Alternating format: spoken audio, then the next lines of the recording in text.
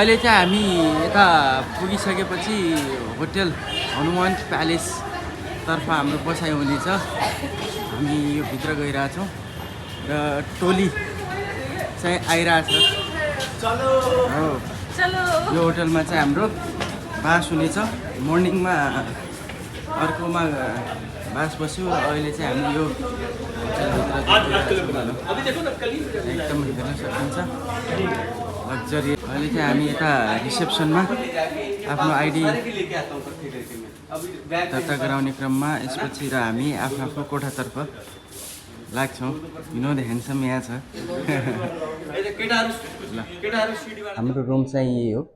सबै यस्तै छन्। हामीले 5वटा रुम लिएका छौँ, एकदम एसीवाला लग्जरियस। अब हाम्रो बसाइ चाहिँ यतै हुनेछ। अब हाम्रा प्यारा स्टुडेन्टहरू यहाँ तयारी गर्दैछन् इक्जामको लागि पनि। हामी बसेका छौँ। अरू चाहिँ कहाँ छन्? धन्यवाद। यता पनि अध्ययनकै क्रममा सबै ल गुड।